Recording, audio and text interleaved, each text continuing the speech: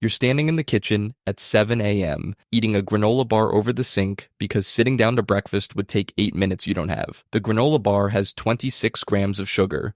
You know this because you flipped it over while the coffee brewed. You read the label, felt a mild guilt, ate it anyway, and threw the wrapper away before your brain could fully process what it just decided. This is not weakness. This is Tuesday. Your last blood work came back with a note from your doctor. Cholesterol slightly elevated, LDL trending upward. Would recommend dietary adjustments. You texted back that you'd work on it. You meant it when you sent it. That was 6 weeks ago. Since then, you have had a Chick-fil-A sandwich in your car 4 times, not because you forgot the doctor's note, but because it was 1:30 p.m. and you hadn't eaten since the granola bar and the drive-thru was right there, and hunger at that level stops being a preference and starts being a physics problem. You are not irresponsible. You are not lazy. You are a person whose body is sending signals it was never designed to sustain, and you are receiving those signals in the 17-second gaps between everything else your life requires of you. The cholesterol is not the problem. The cholesterol is the report card. The problem is older, quieter, and has been running inside you so long it stopped feeling like a problem and started feeling like personality. Your body has been running on pure cortisol for years, and unlike the granola bar, there is no label on the back telling you what it's doing to you. You're 24, your first real job, the kind with a salary and a Slack channel, and a manager who sends emails at 11 p.m. and never explicitly asks you to respond immediately, but somehow makes you feel that not responding immediately is a form of failure. You start sleeping with your phone face up on the bedside table, just in case. The blue light enters your retina approximately 40 minutes before you close your eyes each night, suppressing melatonin production by up to 50%, but you don't know this. You know only that sleep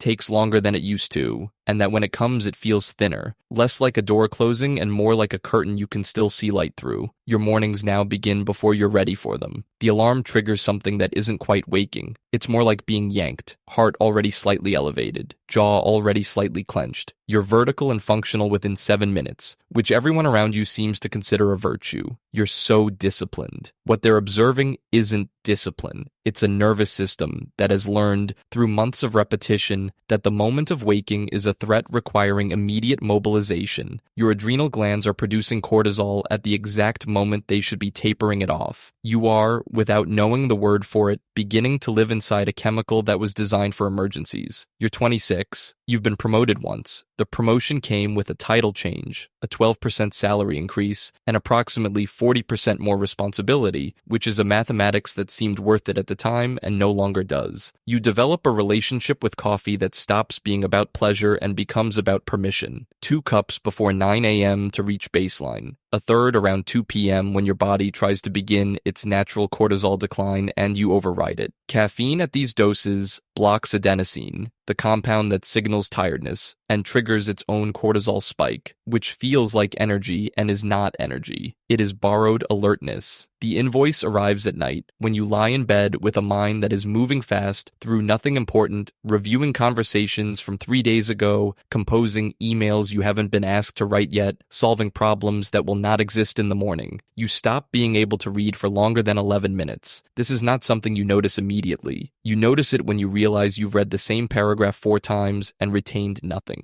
You assume it's the book. You buy a different book. Same result. Your prefrontal cortex, the part of your brain responsible for sustained attention, complex reasoning, and the ability to feel that anything is worth doing, is being chemically suppressed by sustained cortisol exposure. You are not distracted. You are impaired. You download a productivity app. You're 28. The hum has a texture now. It lives specifically in your trapezius muscles, that ridge running from your neck to your shoulders, which has been contracted for so long it has stopped feeling contracted and started feeling like structure, like something that was always there, like bone. Your digestion is unreliable in a way you've normalized. Bloating that appears without clear cause. A gut that seems to operate on its own agenda, tightening before meetings, revolting after deadlines. Cortisol directly inhibits the enteric nervous system, the network of 5 500 million neurons that governs your digestive tract. When your body believes it is in danger, it diverts resources away from digestion because digestion is a long-term project, and long-term projects are luxuries that emergencies cannot afford. Your body has been treating everything as an emergency for 4 years. Your gut has been running on diverted resources for 4 years. You think you might have an intolerance. You eliminate gluten, then dairy, then both. The bloating remains. You are not intolerant to food. You are intolerant to the life your nervous system thinks you're living. You're 30. The weight arrived without announcement, specifically around your abdomen, despite the gym membership you maintain inconsistently, and the diet that is, by most metrics, reasonable. Cortisol increases visceral fat storage directly. It instructs adipose tissue in the abdominal region to accumulate reserves, a survival mechanism for times of famine and threat. Your body cannot distinguish between a predator and a performance review. They produce the same hormonal response.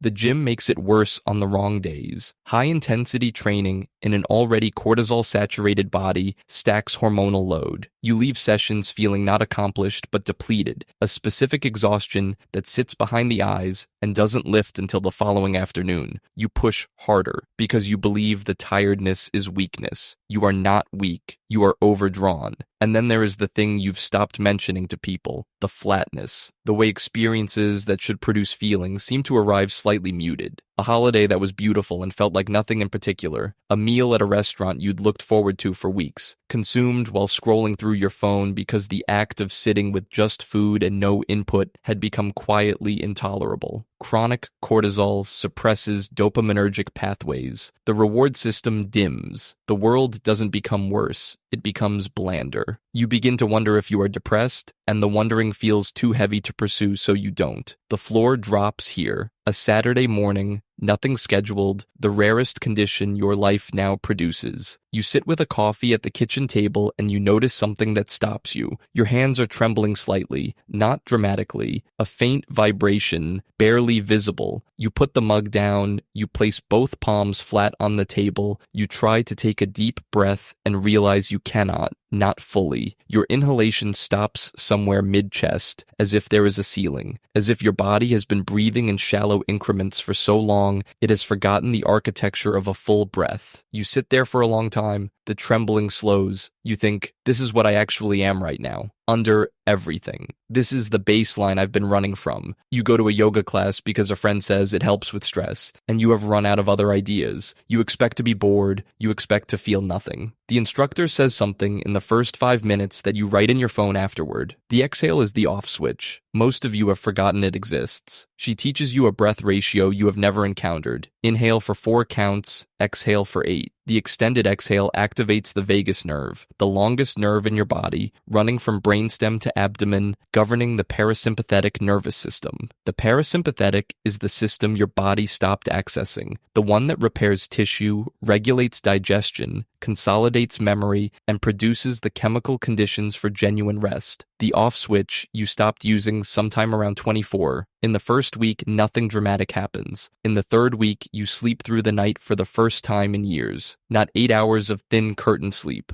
a door-closing sleep. You wake up before the alarm and your heart is not elevated and your jaw is not clenched, and there is a moment, a small one, of stillness before the day begins. You nearly cry in the shower, not from sadness, from recognition. This is what I was supposed to feel like. 6 months later, the hum is quieter, not gone, quieter. Your cortisol awakening response, the hormonal spike that should peak 30 minutes after waking and then decline, has begun to follow its actual design again, measurably. You have the blood work to prove it. Your fasting cortisol has dropped from the upper quartile of the reference range to the center. Your digestion has opinions again, reliable, predictable ones. The abdominal weight that resisted everything is slowly actually moving. But none of that is the payoff. Here is the payoff. One afternoon, 6 months and 9 days into this, you are sitting in the garden. No phone, no task, just light moving through leaves, the kind of ordinary beauty that was blurred for years by the frequency your body was running on. And something arrives that you have no better word for than presence, a sensation of being fully inside the moment you're in, not managing it from a slight distance, not consuming it while already halfway to the next thing. It lasts perhaps 4 minutes, then the day continues. But you understand, in those 4 minutes, what you'd lost. Not productivity, not sleep, not digestion, though all of those too. What you'd lost was the capacity to actually be inside your own life while it was happening. Cortisol had been spending that capacity for years,